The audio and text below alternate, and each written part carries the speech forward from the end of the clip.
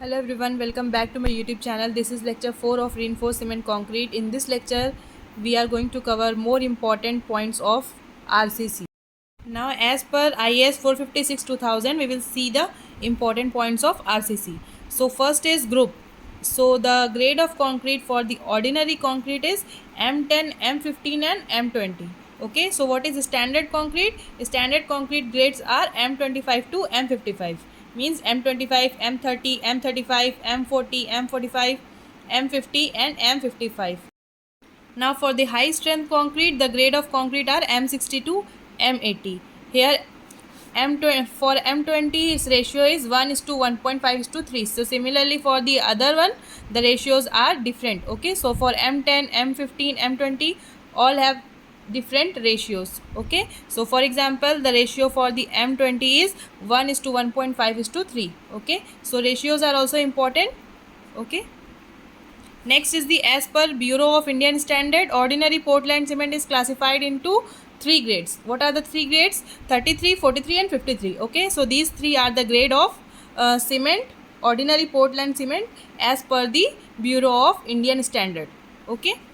Next is the grade of concrete. So what is grade of concrete? We have seen here the grade of concrete M10 to M80, but what is grade of concrete? Okay, so it is represented as example for M20. Here M is the mix. Okay, so in this M20, M is the mix, M represent the mix and 20 represent the characteristic compressive strength of concrete. Characteristic compressive strength of concrete is represented by FCK. Okay, we have already discussed this. What is FCK, what is target mean strength, what is characteristic compressive strength. So here 20 represent the characteristic compressive strength of concrete FCK of size. What is the size? 150 mm concrete cube at 28 days in Newton per mm square. So in some MCQ they can ask you that in the grade of concrete M20 or M15 or M25 what is M represent. Okay, so M represent the mix and they can ask you what is the characteristic compressive strength of M20 concrete. So your characteristic compressive strength will be 20, but it is in Newton per mm square. Remember that they can change the unit also. So the correct unit for the grade of concrete will be Newton per mm square. Okay, so remember the unit also.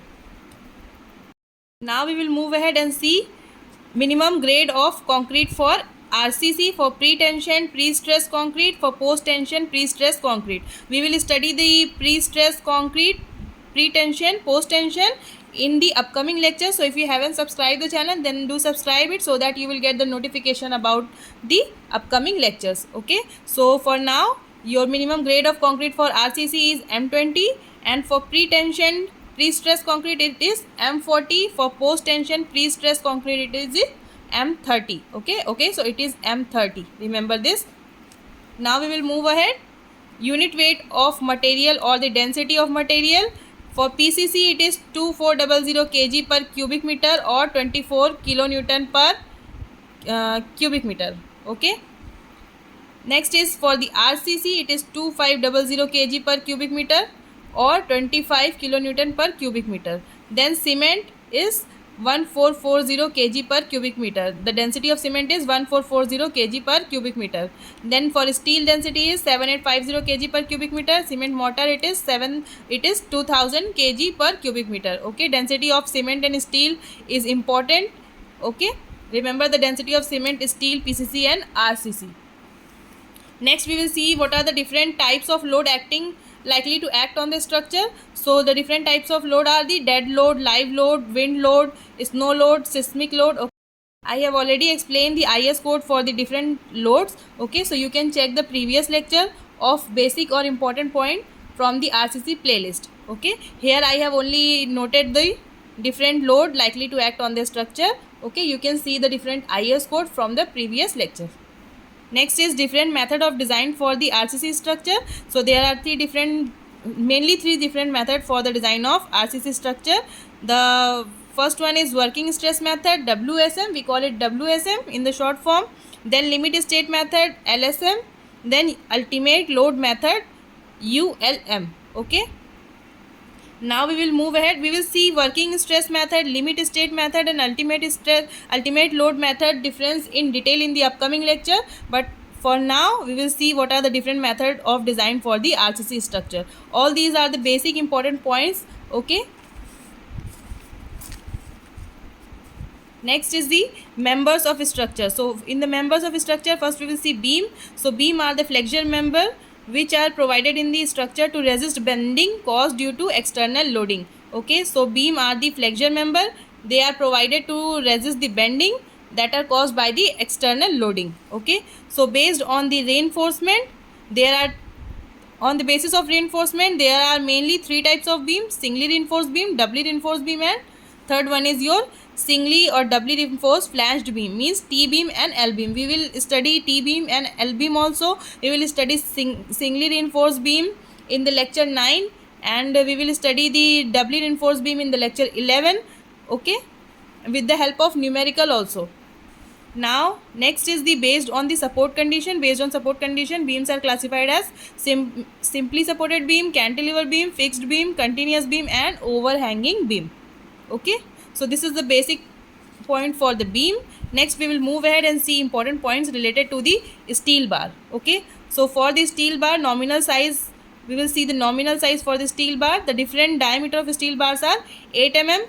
Okay, these diameters are available in the market: 8 mm, 10 mm, 12 mm, 16 mm, 20 mm, 25 mm, 28 mm, 32 mm, 36 mm, 40 mm, 45 mm, 50 mm. So to solve the question, first you have to understand the different diameters of steel bar. So for example, while solving the question, you cannot assume the dia of the steel bar as 13 mm or 18 mm, which are not available in the market. Okay, so you must have the prior understanding of the different diameter of steel bar that are available in the market. Okay, and you can select the diameter of bar accordingly. Then the standard length for TMT bar is typically 12 meters or 40 feet. Then weight of steel bar depend upon its diameter and length. We can calculate the weight using formula. Okay, this formula is very important because MCQs are asked from this formula. Okay, so they will give you the different diameter and ask you the weight of steel bar. Okay, so if you know this formula, you can easily find the weight of a steel bar for different diameter. Okay, so here the formula is D square upon 162 kg per meter. What is D here? D is the diameter of bar in mm. So for example, for 12 mm, write 12 square here divided by 162. You will get the weight of steel bar in kg per meter. Okay, remember all the unit are also important. Okay, so don't ignore the unit of any formula. Now we will move ahead. 8 mm and 10 mm bars are commonly used for the stirrups and smaller reinforcement detail. Then larger size 32 mm and above are used in the larger structure like bridges, dams and reservoirs. Okay, 12 mm, 16 mm, 20 mm, 25 mm are commonly used for beams and columns. Okay, so the minimum diameter for the column is 12 mm. Okay, we have already covered all these important points related to the column, beam, slab. Okay, so you can cover all these important points from the previous lecture. Okay, now we will study the next topic, workability of a concrete. So what is workability of a concrete? It is the important property that affects the quality and strength of the hardened concrete. So now we will study what is workability. It is the ease with which freshly mixed concrete can be mixed, placed, compacted and finished. Okay, so it is a property of a freshly mixed concrete. Now workability importance are ease of placement of concrete, uniformity, surface finish, then reducing voids, then efficiency. Now we will see the important point related to the workability. Okay, so workability important point is factor affecting workability. What are the factors that affects the workability of a concrete? The factor are water cement ratio, then aggregate size and shape, then use of admixture, then mixed proportion, then ambient temperature. All these are the factors that affect the workability of a concrete. This is the test for the concrete workability. The different tests for the concrete workability are the slump test, flow table test, compaction factor test, VB test. All these are the tests for the workability of a concrete, but slump test is commonly used on the site and as well as in laboratory. So we will see the slump test in a detail. So what is a slump test? A slump test is most widely used method for measuring the workability of a fresh concrete.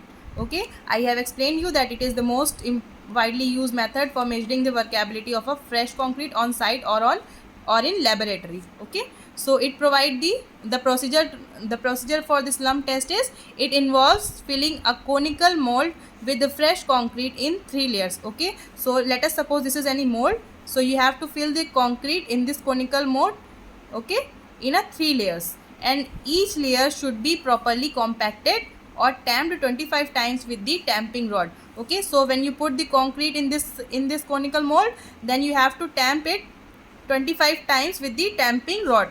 Then you have to fill the second layer, then tamp it for 25 times with the damping rod, then fill the third layer. Okay, so in this way you have to fill this mold in a 3 layers. Then we lift the mold and measure how much the concrete slumps or settle. Okay, so you have to lift this mold and then you will measure the how much concrete is slumps or settle. Okay, so a larger slump indicate the higher workability. So there are 3 different types of slump: true slump, shear slump and collapse slump. So before understanding what is the true slump, collapse slump or shear slump, first we will understand what is slump. Okay, so the height difference between the top of the conical mold to the top of the this top of the slumped concrete is known as the your slump. It is measured in the mm. I have written it in the form of note here. The height difference between the top of slumped concrete to the top of the slump cone is called as the slump of a concrete measured in mm. Okay, so this type of slump is your true slump, and this is your collapse slump, means your concrete is completely collapsed, so it will be collapse slump. And if the shape is like this, then it will be your shear slump. Okay, so this is the difference between the true, collapsed and shear slump. Now we will move ahead. If a shear slump or a collapse slump occur, the test should be repeated. This is the important point related to the slump test. Remember that if a shear slump or the collapse slump occurs, the test should be repeated. The result can be obtained from the true slump only. Okay, so true slump is only considered for the slump test. The slump test is not suitable for very dry or very wet concrete. Okay, so in both the cases you will not get the slump value in mm. Okay, for the very dry or for very wet concrete you will not get the suitable slump test value. Okay, so slump test is not suitable for the very dry or very wet concrete. Next is the workability can be classified based on the slump value. Okay, so based on the slump value, your workability can be classified as very low workability, medium workability, high workability, very high workability. The slump value will be 0 to 25 for the very low workability, and for low workability your slump value will be 25 to 50 mm. For medium workability it is 50 to 100 mm. Then for the high workability it is 100 to 150 mm. And then for the very high workability it is greater than 150 mm. So these are your slump value, and these are your classification for the workability from very low to very high based on the slump value.